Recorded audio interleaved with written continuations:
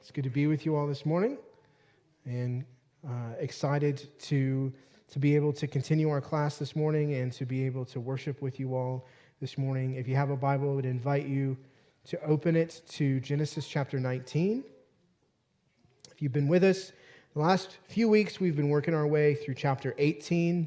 Last week, we closed out chapter 18 as we looked at that important conversation between God and Abraham, that conversation in which God made his plan known to Abraham, that plan that he was going to come and make an assessment of the city of Sodom and its surrounding area.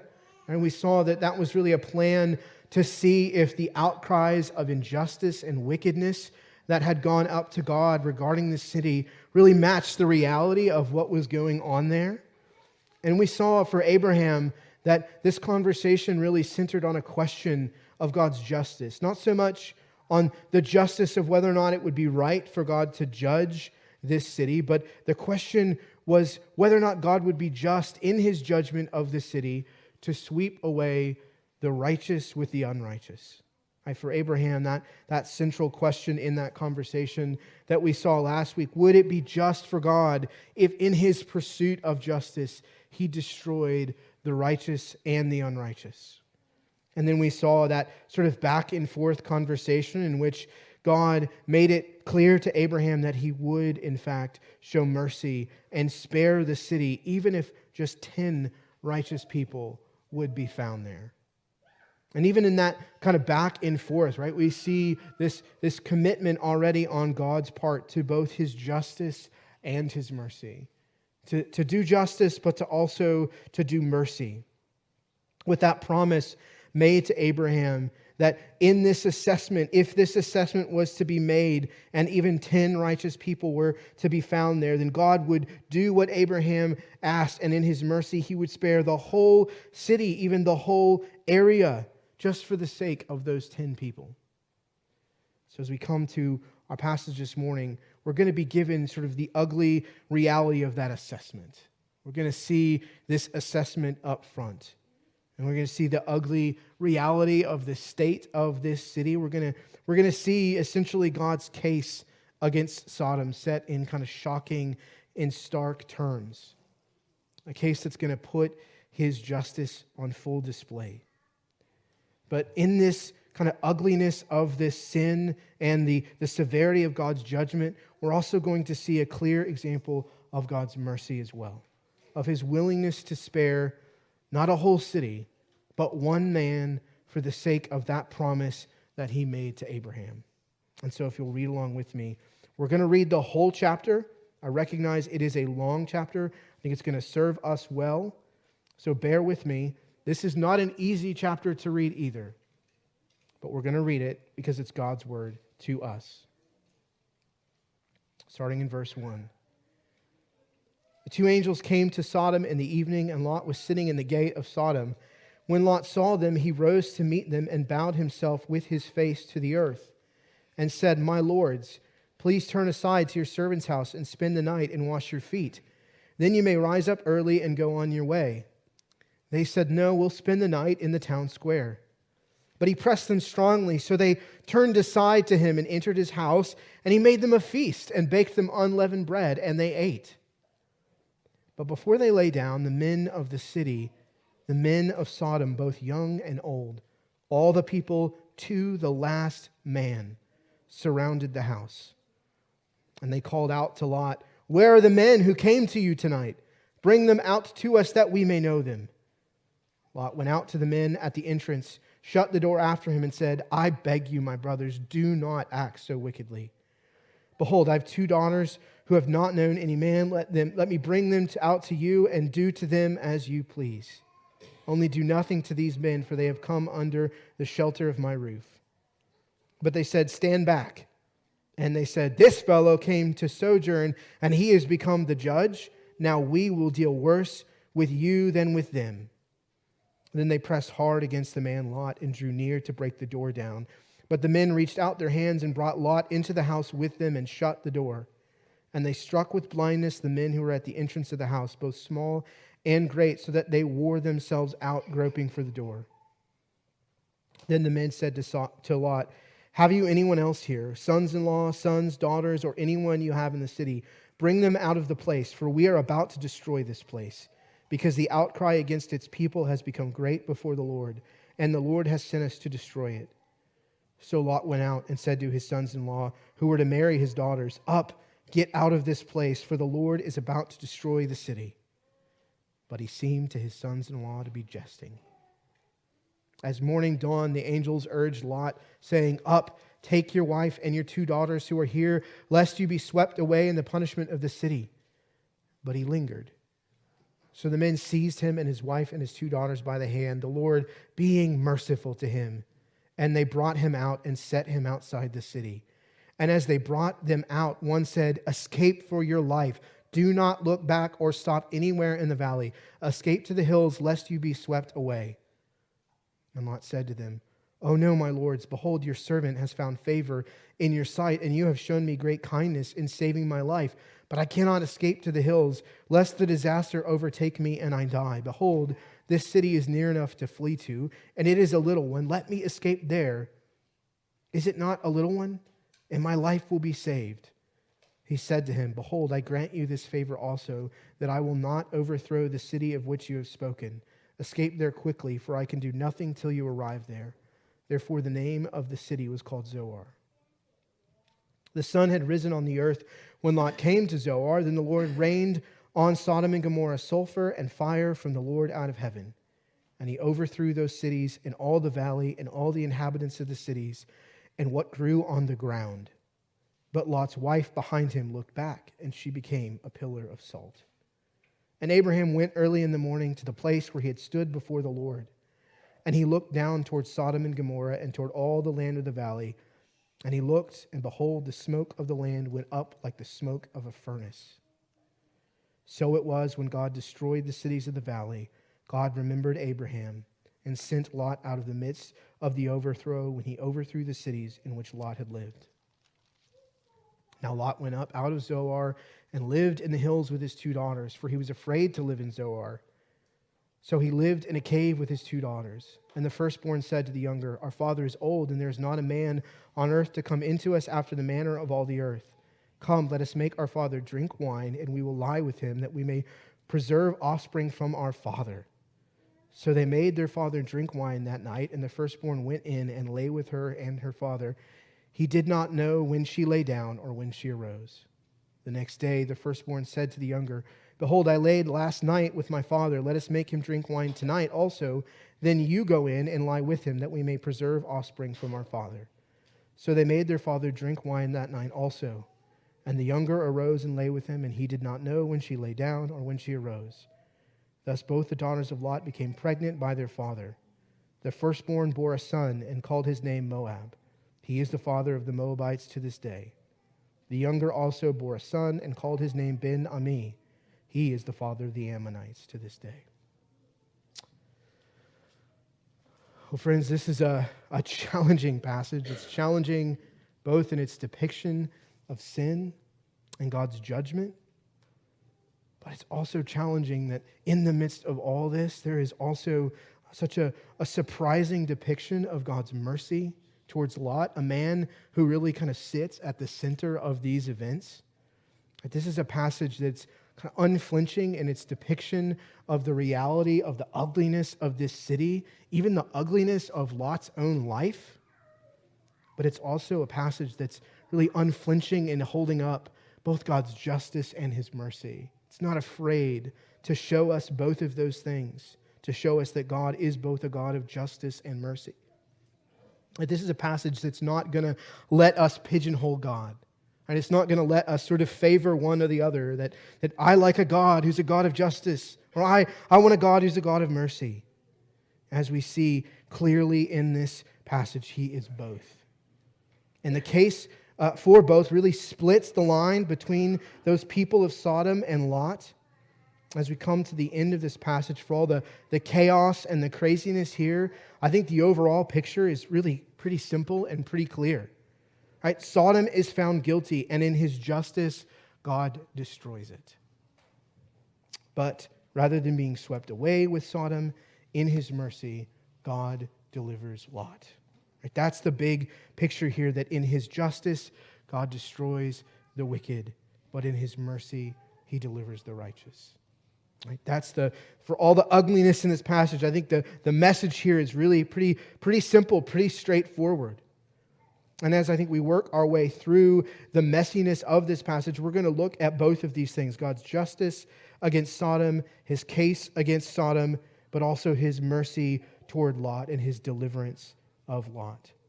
And I think as we look at both cases, I want us to reflect not just on who God is in terms of his justice and his mercy, but I want us to think more specifically, what does this mean for us as his people? Right? There is much in this passage for us as God's people to be grieved by, to be warned by, and to be broken by. But there's also so much for us to be encouraged by here in this passage. And I think of all places, we'll be surprised at the way that a passage as dark and ugly as this can be an encouragement to us.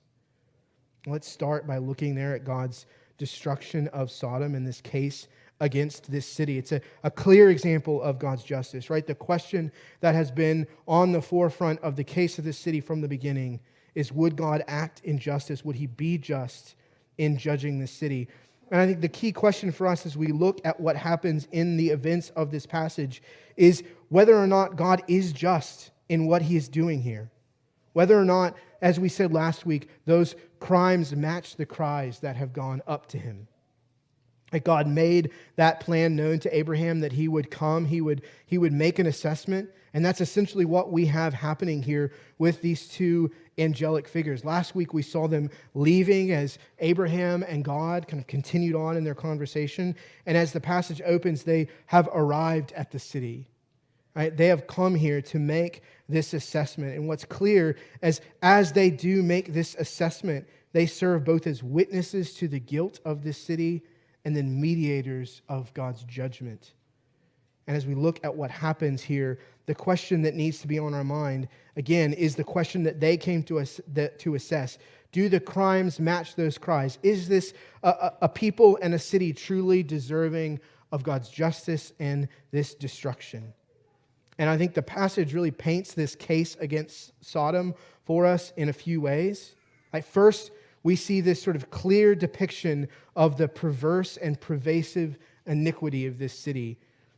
And this iniquity shows itself immediately in the way that deals directly with these two angelic visitors. Right? We have this incident that really right away kind of seals the whole ordeal. These two angels make their way into the city. They plan to spend the night in the town square. It was common for folks who were visiting in a place that was relatively safe. You didn't have to get a room. You could just sleep on a bench in the town square. But Lot, right, he's sitting at the gate of the city, and he recognizes that's not a good idea to do here. Right? You don't want to sleep in the town square here. This is not a place where you want to do that. You need to come and you need to stay with me. So he gives this invitation knowing, perhaps I think, the danger that would be left to them if they were to stay out in the open. And I think at first things seem really encouraging. They're going well. They enjoy a meal in Lot's home. But as night is drawing to a close, right, this dark scene unfolds. Right? Lot's house is surrounded by a mob. And things become all the more shocking as that mob starts to demand that Lot would send these two angelic visitors out into the street so that they may know them. These visitors have been in the city but for a few hours, and the entire town is leaping at the opportunity, literally, to get at them, to know them. They have already gained the attention of the entire town, who are so given over to perversity that not only do they want to have relations with these two visitors, they are demanding it, literally beating down the door of Lot's home. Right? An entire mob of a city beating Lot's door down, demanding that he allow them to forcibly take hold of these visitors, that they may do unspeakable things to them physically and even sexually. I think what's shocking is not that they would want to do this, but that they see it as a foregone conclusion that they could simply demand it, that Lot would even be, how dare you judge us for wanting to do this, Lot? We're going to come after you next. These are people who are acting like savage animals, whose insatiable lust is driving them to do the unimaginable. Like they go on, literally try to break his door down when he will not listen to them. Like, you refuse to give us what we want? Well, now our attention is on you. We're going to deal with you much worse. I mean, it's stomach churning. Right? These aren't your average sort of everyday run-of-the-mill sinners. This is a town full of violent, perverse, and brutal criminals. This is not a place that you or I would want to be in. And all of this happens immediately. I think Peter gives us a very apt description of these kinds of people in 2 Peter 2:10. He describes them as bold, willful. They do not tremble as they blaspheme the glorious ones. Like irrational animals, creatures of instinct, born to be caught and destroyed, they count it pleasure to revel in the daytime. They are blots and blemishes, reveling in their deception. They have eyes full of adultery, insatiable for sin. They entice unsteady souls and have hearts trained in greed, accursed children. That's the kind of people that have gathered outside Lot's home. Their lust for evil is so insatiable and irrational that even after they're blinded by these angels, they do not stop. They continue pressing in their attempts to break down his doors, so much so that we're told they literally wore themselves out trying to get inside. I mean, it's almost like a zombie movie kind of scene, right? These waves of people who are so caught up in their lust. They're just scratching, grabbing, and groping in blindness, trying to get in so that they can take hold of what they want. It's such a vivid picture of the state of their hearts. And notice just how pervasive this is, right? This isn't like a handful of people. This is all the men in the city. The author goes out of his way to tell us this in verse 4. The mob is comprised of men, both young and old, all the men from the entire city, all the people to the last man. Right? He's making it very clear. This is everybody. Like the whole town, all the men in the town have gathered together and they all want the same thing. And that's important because right away, that signals to us something tragic. There are not 10 righteous men in this city. They're all outside that door trying to get inside. This is a place and a people that have thoroughly given themselves over to sin and injustice and evil. And so already, even with this incident, like, friends, the case is clear. The case is clear. But I think just to kind of add to that, if that were not enough, I think there's so many other ways in which this passage kind of builds its case against Sodom in sort of more subtle and indirect ways. I think we step back. It's not just the sort of clear incident that we have here, this clear incident of sin that displays the problem here. It's also the influence that this city has clearly had on Lot and his family. This is an ugly town, but it's also had an ugly, ugly effect on Lot and his family. And he goes to these two sons-in-law who are engaged to his daughters. He tries to warn them about the impending destruction, and what do? Well, they laugh at him. Right? They scoff at the idea, thinking he's just jesting. And in their arrogance, like all scoffers do, they fail to take his warning seriously. They laugh at the idea of God's judgment, only to find themselves in the next moment in the middle of it. What are you talking about? God judging us? You're crazy. And then there's Lot's wife, right? Despite the warning from the two angels to escape for their lives and not look back, she does just that. Right? She stops. She lingers. She looks back. She's caught in that wave of destruction.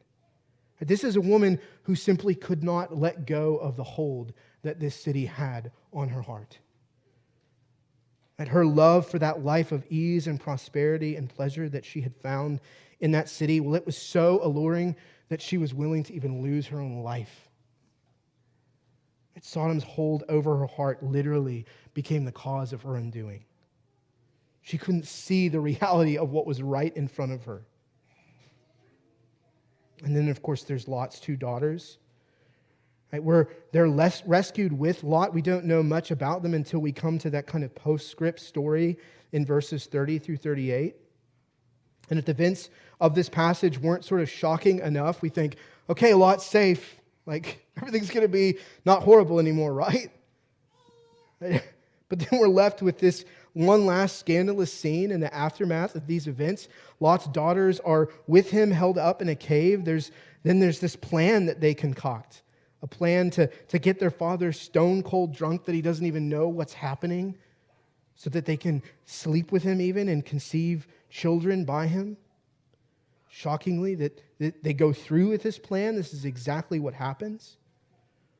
I think it's a shocking way to end this chapter, but I think it's a story that, again, it just reflects the obvious influence that this city has had on these two daughters of Lot. I think it goes to show that you can take Lot's daughters out of Sodom, but you can't take Sodom out of Lot's daughters. As one author put it, in that cave, Sodom was reborn that night. I think the picture here, and as we look at this story, we're meant to see that despite what has happened, like the sin that has given birth to this city, it remains even at the heart of these two women. Like the picture here of the influence of this city on Lot's family, it's clear. There is no sense in which the iniquity of this place has not had its effect. I think the iniquity here is clear, their influence is clear, and I think the case against the city is clear. We read the consequences. We read what that indictment results in. God does judge that city. And in verses 24, 25, 27, and 28, we read, the Lord rained on Sodom and Gomorrah sulfur and fire from the Lord out of heaven. And he overthrew those cities and all the valley and all the inhabitants of the cities and what grew on the ground. Early in the morning, Abraham went to the place where he had stood before the Lord, and he looked down toward Sodom and Gomorrah and all the land of the plain, and he saw that smoke was going up from the land like a smoke of a furnace. I think the fact that Abraham is kind of brought back into this story is important in a couple ways. He's really here serving as a kind of witness to this justice that God has met out here. I can hardly imagine the gravity of what Abraham must have felt in that moment as he stood at that same place last week that he had that conversation with God. Looking at the smoke rising from that city, realizing the gravity of the wickedness that must have actually been the case there. The gravity of God's justice and even his opposition to evil. I'm sure his heart sank, realizing, man, there wasn't even 10 people. And what are we to take from this? And how do we respond to God's judgment here? I think we could look at it and we could be uncomfortable. We should be uncomfortable. But we could do a few things with that, right? We could let that uncomfortability cause us to decide, well, I can't believe God would do this. It just seems too much, even for this place. But that's not what we ought to do. Friends, like Abraham, I think we need to feel the weight and the gravity of what's happening here. We need to look down at this passage and stare into the ugliness of it and the severity of what is happening and feel the weight of both of these things. God has given us this passage in his word. It's a difficult passage to digest. It's hard to swallow, both in its depictions of sin and of God's judgment, but that's no accident. We're meant to be uncomfortable. We're meant to be grieved by these things. We're meant to feel the weight of this situation. But the Bible is not anything, it's not nothing but honest about the reality of the ugliness of the world that we live in with its sin and its brokenness. It doesn't shy away from showing us things as they really are. But it's also in kindness clear to us about the severity of the way in which God views that sin. Like when we're willing to sit with that, I think a few things will happen to us. if we're willing to sit in that, I think, first of all, our view of God is going to grow. Our reverence for him and our acknowledgement of his holiness, his power, and his sovereignty as our creator will grow.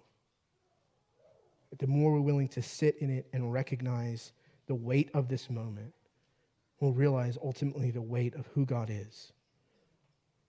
We'll also realize the weight of sin. We'll come to see and have a hatred and grief over sin because we're willing to see the ugliness of sin and its consequences as we look at a passage like this and take it in. God's judgment of this city, it's an example to us at the same time of a greater judgment that's to come. This was one city with perhaps a few hundred or a few thousand people, and yet God did not ignore their sin and their wickedness. He did not overlook it, and he did not ignore the cries for justice.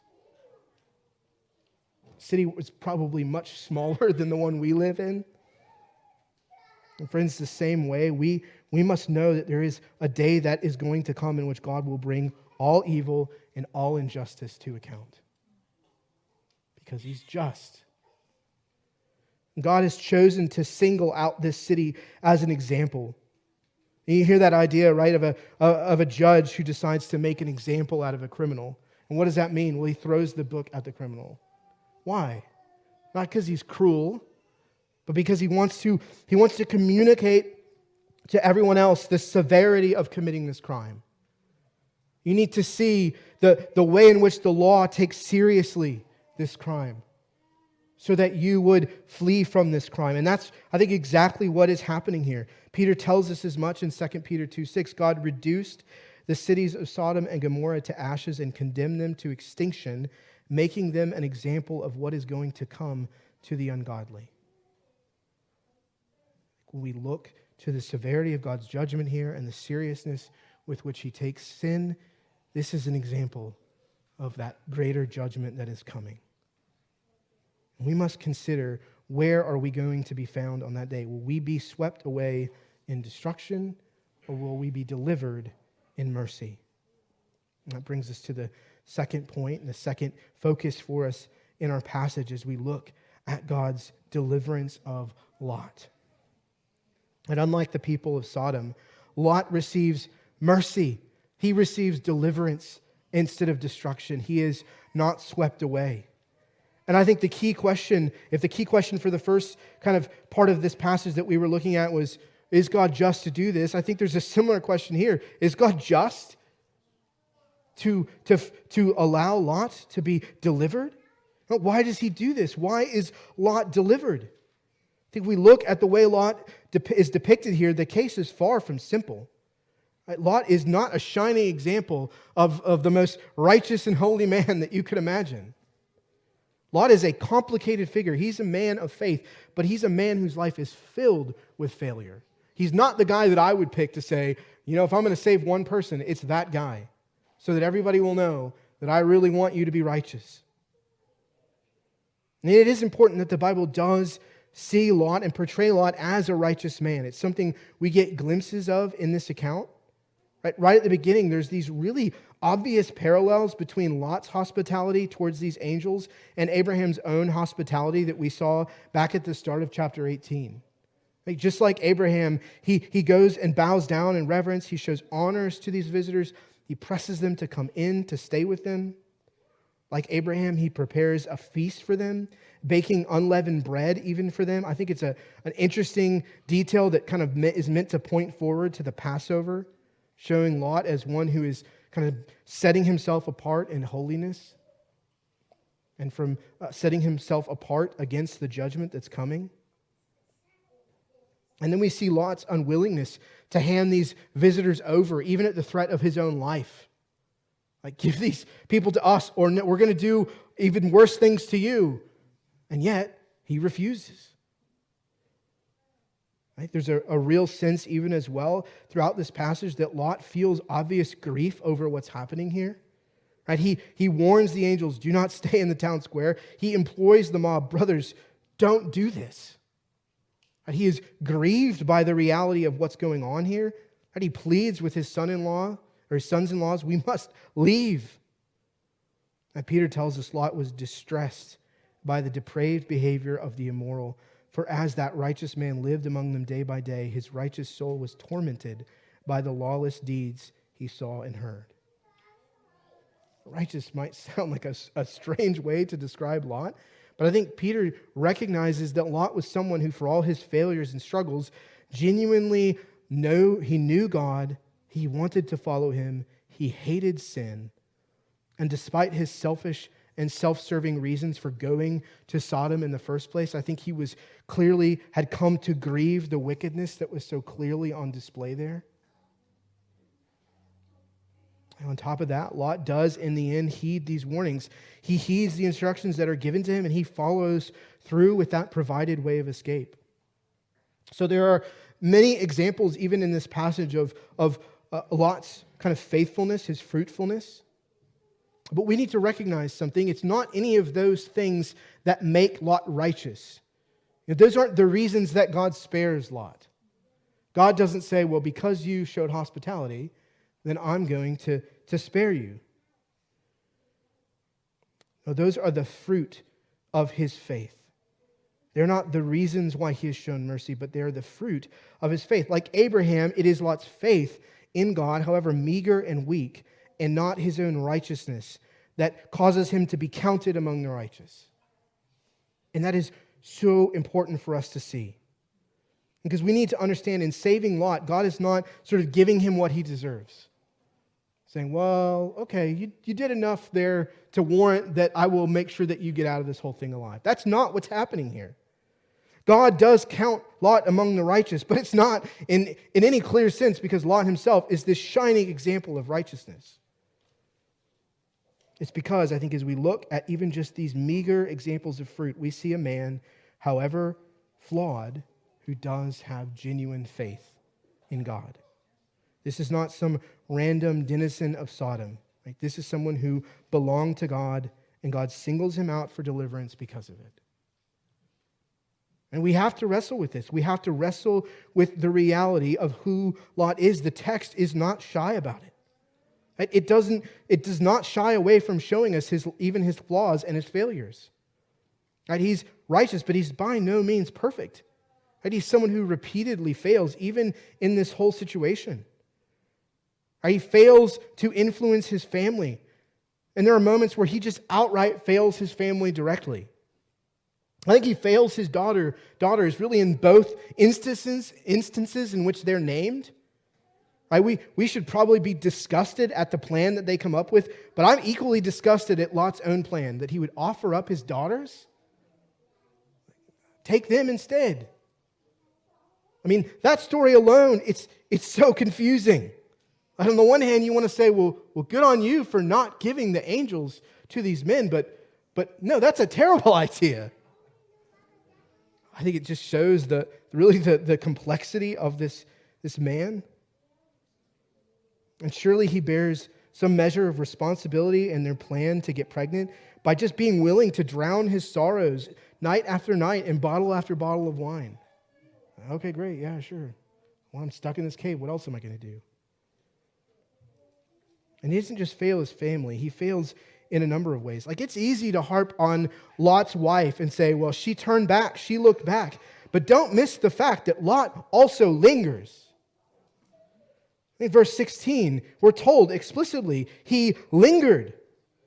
Like they told him, it's time to go. And Lot sort of,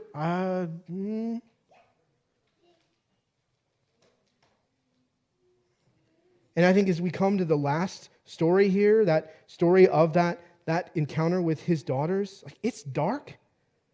Right? The fact that he fails them there, it's not just that failure becomes a part of Lot's life, it also becomes a part of his legacy. He has 2 children that he bears. 2 children with his own daughters. And this is a man whose life has now been stained by the consequences of his failures. Like forever. In this dark moment of incest and failure in this cave, it's not just going to be the case, okay, well, that's kind of shameful that you have this sort of these 2 children that are, yeah, that's gross. What's even worse is the text tells us what comes as a result of this. The Moabites and the Ammonites A line of people born in darkness and wickedness and failure and shame and fear. A line of people who will become a major source of opposition and trouble to Abraham's own people going forward. Right? This story is written after as Moses himself is seated on the plains of Moab in the aftermath of a war with the king of Moab. And so the people that were reading this, Moses himself knows all too well the trouble, the long-term trouble and failure that has resulted from this life that Lot has lived. And he has now given birth to a line of people who will continue his failures, who will continue to make his failures felt throughout the rest of Israel's own history. I think for one who at one time had so much opportunity before him, he was given the choice to have his pick of the promised land, and his life, it ends with tragedy, with failure, wasted seemingly by his double-mindedness and his failure to commit himself to God's purposes and promises. Friends, this passage, it's not shy about showing us this, and there's a purpose in that. It paints the picture of Lot clearly. It wants us to see these things clearly, that Lot is both, yes, a man of faith who has some fruit, but he's also a ruined man. A man of faith and failure. But that's the point. Right? And holding both of these things out to us, it wants us to see these things, I think, as both an encouragement and a warning. For all his flaws and failures, Lot is someone who knew the Lord. And some of us may be in seasons of our lives where our faith and the fruit of our walk seems barely there. Just we're hanging on by a thread. Times when our trust and our commitment seems just minuscule. And if that's you, then I want you to see that Lot's example, it's an encouragement. An encouragement that even in your messy, flawed, and struggling life, if you belong to him, you'll make it through. You will make it through. Not on the basis of your own merits, but because of God's mercy towards you. At the same time, I think his example, it is a reminder to us that Christians will show genuine fruit, some kind of fruit, even the smallest bit. If we truly know God, no matter how much we struggle against sin and compromise, there will be areas in our lives where we do demonstrate a genuine hatred for sin and a desire to do what God requires of us. And you might be tempted to despair and think, how can I know God if I keep coming back to these same sins and these same struggles over and over again? And I think one encouragement I would give to you is that even your grief, the fact that you keep struggling, well, it's a sign to you that you feel torment over that sin, that you hate that sin. And a torment that shows perhaps that your hatred for sin and your love for God is real. But there's also, I think, a warning in the potential of a life wasted. And I think we tend to think the idea that a life wasted, well, that's not possible for a Christian. It's not possible for someone who knows God. But friends, yes, it is. And we can be saved and delivered and yet still end up with a life that is wasted. Lot's life is a life that is wasted. And we can be saved from judgment and yet waste our present lives choosing like Lot to keep one hand on the world and one hand on God. Paul describes it, I think, perfectly in 1 Corinthians 3. If anyone builds on the foundation with gold, silver, precious stones, wood, hay, and straw, each one's work will become manifest, for the day will disclose it, because it will be revealed by fire, and the fire will test what sort of work each one has done. If the work anyone has built on the foundation survives, he will receive a reward. If anyone's work is burned up, he will suffer loss, though he himself will be saved, but only as through fire. And Lot's exactly that kind of person. He's one whose life work is literally burnt up. Everything he had. He's in a cave. And yet he's one who is saved, if only through fire. And he chose to build his life with things that he thought were important. He set his eyes on worldly prosperity, worldly expectations and hopes, things that he thought were valuable, and in the end, he lost all of it. He had nothing. I think, friends, the same thing can happen to us if we are not careful to heed his example. We can waste our lives. We might be saved, we might be escape judgment, but our lives, we could look back and realize that we have wasted our lives keeping one hand on God and one hand on Sodom. And we can't do that. We must let go of those worldly expectations and aspirations, and we must invest in what lasts. We must not waste our lives. And maybe it seems strange to you still that Lot is saved. Like, okay, fine, I get it. Lot's life is messy. He's a man of faith and failure. And on the balance of things, you might look at it and say, okay, I get it. There's failure, there's faith, but there seems to be a lot more failure than faith. And if we try to answer the question at the end of the day of why is Lot delivered by trying to hold these things up and see if his failure outweighed his faith, right, we're missing the big picture here. In the final analysis, we must see that the case for Lot's deliverance, it rests not on his own merits, again, but on God's mercy.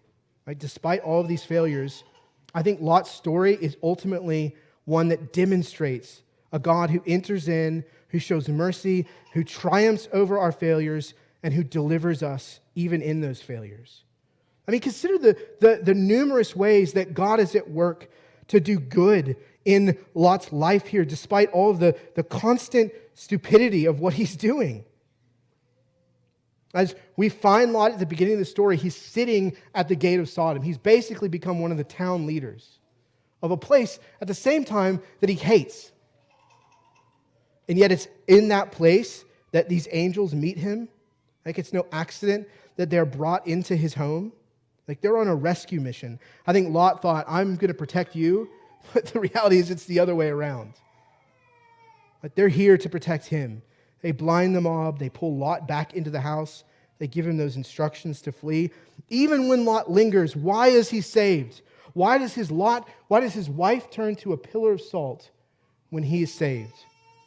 He is grabbed by the hand and dragged out of that city.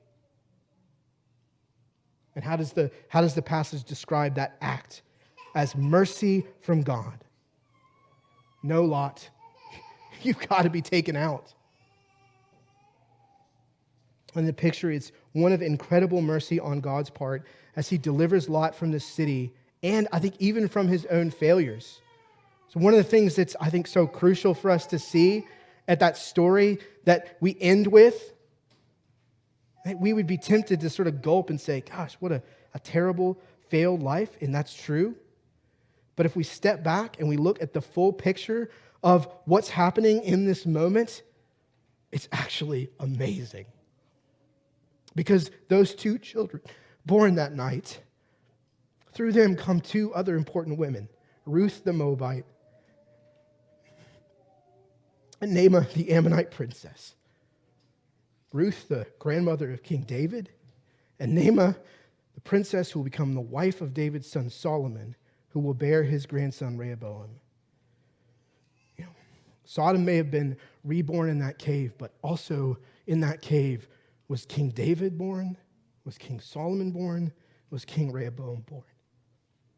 What a strange and surprising way in which God is working, even through this ugly situation, to bring about his purposes. Right? These three kings, and then most surprising of all, who else was born? Well, another king, King Jesus. As we look at those genealogies, we see those same men, David, Solomon, Rehoboam. These same lines, the Moabites and the Ammonites, like they are crucial to Jesus' own lineage. God's mercy towards Lot reaches far beyond his life, and he turns his scandalous lineage as a source of life for you and I. What seems at first to us to be an ugly picture of Lot's failure, God turns as an example of his mercy and of his redemption and his grace. Why does God do all of this? It's not because of Lot's faithfulness, but because of his own. Look at verse 29. This is the key verse, I think, of this chapter. Abraham is looking at that rising smoke, and what are we told? When God destroyed the cities of the valley, God remembered Abraham, and he sent Lot out of the midst of the overthrow. He remembered Abraham. How? Because he made a promise to Abraham, a promise that he would not sweep away the righteous with the wicked, that he would not sweep away the godly with the ungodly. There may not have been 10 righteous people in that city, but there was one.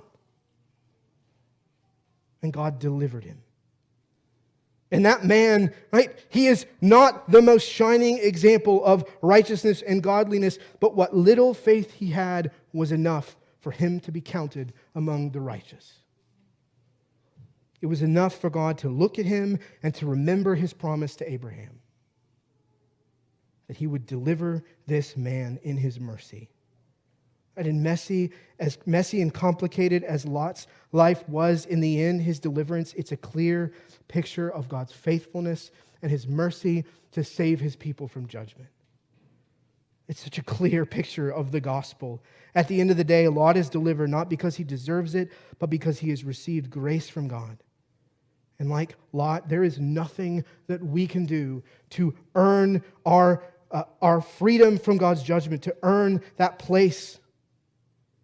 We cannot save ourselves from God's judgment. We deserve the same fate as anyone else. As we read in our scripture reading, the psalmist recognized that fact. And yet all we can do, our only hope in deliverance, is to cry out to God for his mercy.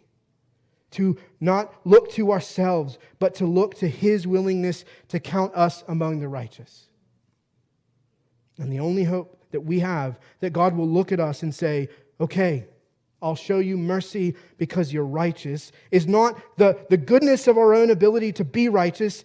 It is that he would look to us and see another.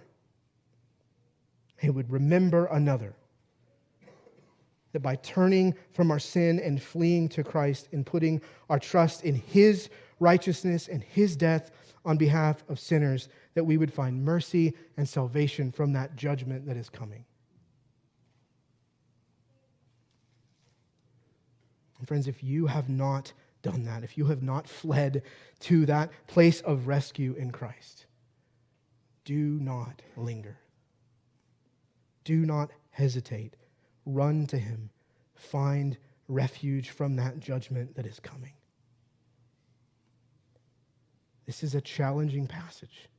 It's a passage that calls us to sit with the weight of the ugliness of sin, but it's also a passage that calls us to see the glorious reality of God's mercy in the midst of sin and judgment.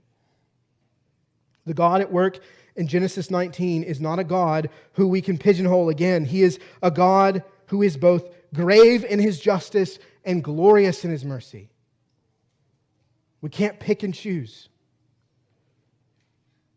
He is a God who destroys the wicked and delivers his righteous people. The question for us is, where will we be found on that final day of judgment? Will we find ourselves among the destroyed or among the delivered? As those whose sin is counted against them, or as those who are counted righteous in Christ? You bow your heads with me.